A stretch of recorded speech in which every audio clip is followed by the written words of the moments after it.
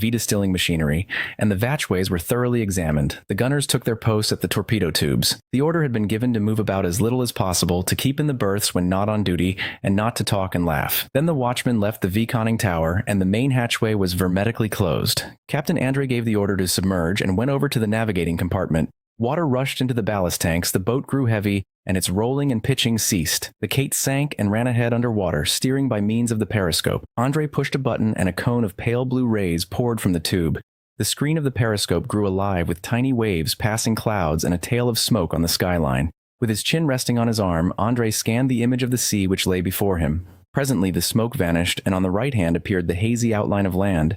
At nightfall, the boat, taking advantage of the darkness, rose to the surface of the sea and sailed without lights. Andre stood on the bridge throughout the night. The water was placid, the stars were screened by a light mist, and far away to the south the pale blue gleam of an enemy searchlight moved through the clouds. The boat was now approaching a minefield. At dawn, when the greenish-orange light began slowly to pervade the fleecy clouds, the Kate sank to a great depth at a definitely fixed point in the sea. Steering solely by compass and map, she commenced to pick her way under the mines. Yakovlev was in charge of the steering apparatus, while Prince Bilopolsky calculated the V-side drift and reported to the chief engineer in charge of the motors.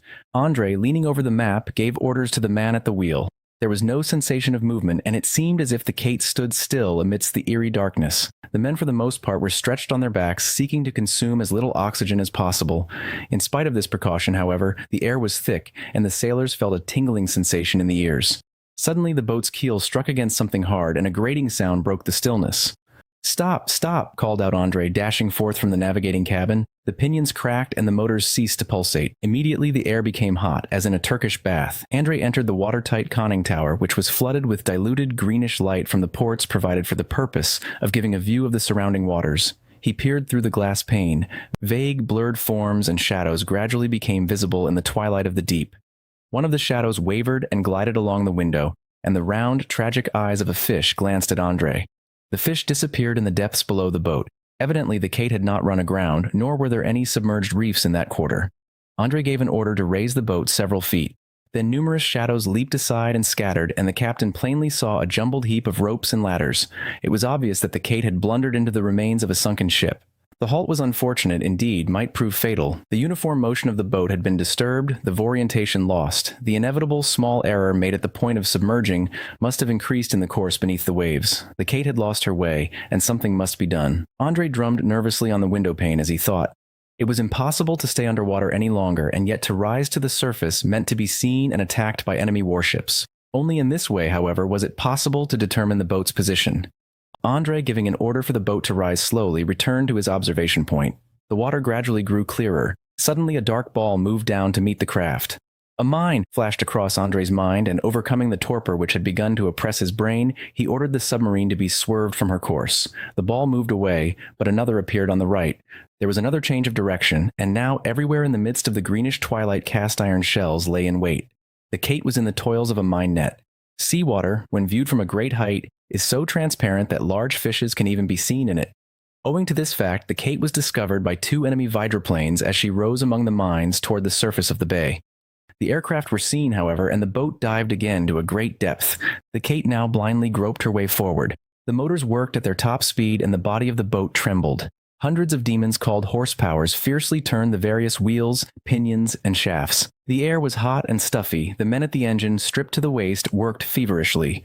Speed was necessary, for only oxygen enough to sustain the crew for 1 hour remained in the lead cylinders. Yakovlev still sat at the compass, his elbows on his knees and his hands pressing his head. The men lounged in the cabins and corridors, their faces livid with suffocation. Prince Bilopolsky remained leaning over his logarithmic tables, which had now become useless. From time to time he wiped his face as if removing a net of invisible cobwebs. Finally he rose to his feet, took a few steps, and fainted dead away. Giving the order to proceed at full speed, Andre hoped to pass the mine zone even though some of his men succumbed for lack of air. Pale and excited, his hair in disorder and his coat unbuttoned, he was everywhere at once, and his voice sustained the failing strength of the half-suffocated crew. Seeing the prince stretched unconscious on a berth, Andre poured a few drops of brandy in his mouth and kissed his wet, childlike forehead. In making too rapid a movement, lurid flames danced before his eyes, and he bent back, striking his head against a sharp angle of an engine. He felt no pain from the blow. Bad, thought Andre, and crawled over to the emergency oxygen container. He opened the faucet and inhaled the fragrant stream of gas. His head began to swim and a sweet fire ran through his veins. With an effort, he rose to his feet. The outlines of the objects around him were strangely distinct, and the faces of the men imploringly turned to him, some of them bearded and high cheekboned, others tender and childlike, seemed to him touchingly human. In the corridor, Andre came upon a man standing against the wall and gulping the air like a fish. Seeing the commander, he made an effort to cheer up and mumbled, "Beg pardon, sir. I'm a bit unwell." The captain leaned over and looked into his eyes, which a film of death was already beginning to veil. Andre, turning to the telephone tube, gave a command to rise. The Kate shook all over and dived upward. The ascent lasted 4 minutes and a half, at the end of which time the boat stood still and light fell on the screen of the periscope. The sailors crawled up to the main hatchway and unscrewed it. Cold salt air rushed into the boat, swelling the chests of the sufferers and turning their heads. The sensation of free breathing was delicious after the suffocation they had so long endured. Andre, leaping on the bridge, found the evening sun suspended above vast masses of warm clouds, and the sea quiet and peaceful. He began to take observations with the V-sextant, which shook in his trembling hand. Presently a loud buzzing was heard in the sky, followed by the measured crackling of a machine gun. From the hull of the boat came a sharp rat-a-tat, as if someone was throwing dry peas on it. A hydroplane was circling above the Kate. Andre bit his lip and kept on working. A squad of his men loaded their rifles. The hydroplane swooped down almost to the surface of the sea, then soared with a shrill "Efferer" and flew right over the boat. A clean-shaven pilot sat motionless, his hands on the wheel. Below him an observer gazed downward, waiting. Suddenly the latter lifted a bomb and threw it into a tube. The missile flashed in the air and plunged into the sea at the very side of the boat. One of the crew fired his rifle, and the observer threw up his leather-covered arms with outspread fingers. Slowly circling under the fire of the submarine crew, the aircraft rose toward the clouds and sailed off. Over the sky ridge, another aeroplane appeared, looking like a long, thin line. Meantime, the Kate picked her way with graceful ease across the orange-colored waters, as if cutting through molten glass. Andre, buttoning his coat, said with a grimace, "Well, Yakovlev, the mines are behind us, but what are we going to do now?" "This region is full of reefs and sandbanks," replied Yakovlev. "That's just the trouble. I wouldn't risk sailing under the water." "Wait a moment." He raised his hand. A violent whizzing sound came from the west. Andre ordered greater speed. A grenade hissed on the right, and a jet of water spurted up from the quiet surface. The Kate tacked sharply toward the purpling horizon in the west, and behind, in her shadowy wake, another bomb burst and blossomed out into a small cloud. The boat then turned east again, but now in front of her, on both sides, everywhere shells burst and sputtered fire. The scouting hydroplane dashed over the submarine like a bat. Two pale faces looked down and disappeared. Then right above the stern of the Kate, a grenade exploded, and one of the sailors dropped his rifle, clutched his face, toppled over the railing, and disappeared beneath the water. "All hands below," cried Andre, and watching where the shells fell thickest, he began to give his orders. The Kate circled like a run-down hare, while all along the darkening skyline the smoking stacks of mine layers and destroyers were visible as the enemy's ruthless ring rapidly tightened about the submarine. Having had her wireless mast shot off by a shell, the Kate now dashed toward the rocky shore, running awash. 6 sparks shot up in the dark, and 6 steel-clad demons hissed above the boat. The long shadow of a ship glided along the shore. The Kate shook, and a sharp-nosed torpedo detached itself from her hull and glided away under the water to meet the V-silhouette of the vessel.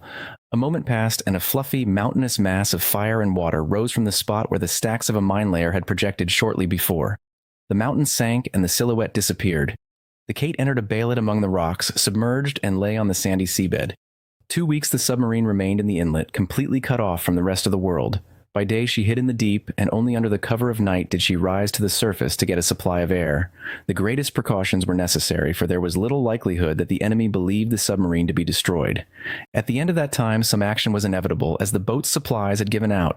For 3 days the crew had fed on fish which one of the men had caught at great risk. Audrey decided to leave the bay and make a supreme effort to run the enemy's cordon. About daybreak, as the Kate was nearing the surface of the sea, the crew became aware of a tremendous muffled cannonade, and when the boat emerged into a white fog, the whole coast shook and echoed with the roar and crash of a sea battle. Broadsides and terrific explosions alternated with the crackling of guns. It was as though a multitude of sea devils coughed and blew and roared at each other. "Quick, sir!" shouted Yakovlev, holding on to the railing. "We can break through now!" His teeth rattled. The preparations for the dash had been completed. A strong gale swept away the fog and drove its torn masses over the sea, laying bare the rocky shore. The Kate dashed out of the bay into the open. The firing was now heard behind and on the right. The road to the port was open at last. The submarine rushed along, ripping in twain the frothing waves. In this moment of exultation, to return safely to base, simply to do one's duty, seemed too little to these fearless men. The feeling that possessed them was not enthusiasm, but a greediness, a yearning for destruction. "We cannot go away like this," Yakovlev shouted in Audrey's ear. "Turn back or I will shoot myself." The man was completely beside himself, his pale face twisted convulsively. Just then the sun arose, turning the rolling sea into a dull orange. Near at hand, invisible ships thundered against each other. Suddenly a gray mountain-like shape emerged from the fog, enveloped in flame and smoke. Above its turrets, stacks, and masts fluttered a flag bearing a black eagle. Mad with the thought that the opportunity had come at last, Andrei rushed down the hatchway, knocking over Yakovlev on the way, and loaded the torpedo tube. The Kate submerged a little and, sailing awash, headed straight for the enemy vessel. The shadow of the hostile ship glided along the periscope screen, every now and then wrapping itself into a cloud pierced with fiery needles of shots. The Kate fired a torpedo but missed her aim. Leaning over the screen and biting his lips to bleeding, Andrei examined the tiny image of the vessel, one of the mightiest of battleships. The distance between the Kate and the enemy vessel continued to decrease. The image of the ship already occupied half of the periscope screen. "Another torpedo!" shouted Andrei. At that very instant, a blow was struck the boat and the periscope screen grew dark. Andrei ran out from the navigating compartment and shouted, "The periscope is shot away! Full speed forward!" The engineer seized the handle of a lever and asked, "Which way?" "Forward! Forward!" Andrei went into the conning tower. Straight in front of him, foamy eddies whirled furiously. The dark hull of a ship appeared, obscuring the light. "Stop!" shouted Andrei. "Fire another one! Full speed backward!" He closed his eyes. For a moment it seemed to him that the end had come. He was hurled by the explosion of the torpedo into the corridor and dashed against the wall. The outcries of the men were drowned by the muffled thud of the inrushing water.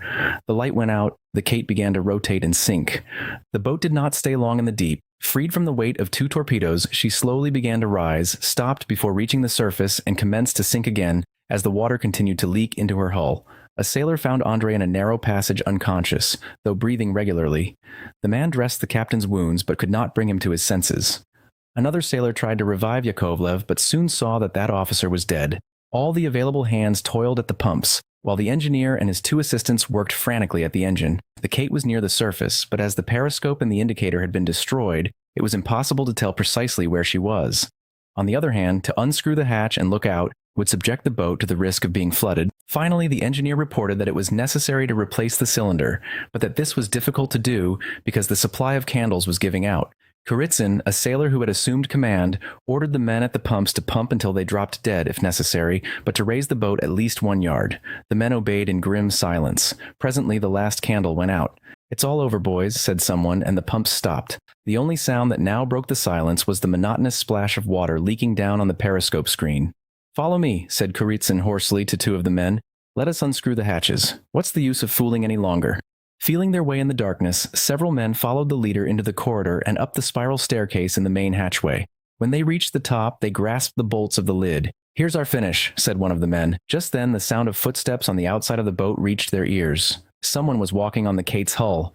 "Down to the ballast tanks," Kurizin ordered. "When I fire, blow them out. We are ordered not to surrender the boat." With his revolver between his teeth, he pressed the bolt. The lid yielded. Light and air rushed into the opening. "Hey, who is there?" Kurizin shouted. "Russians, Russians," replied a voice. "Thank God," said Kurizin in a tone of intense gratitude.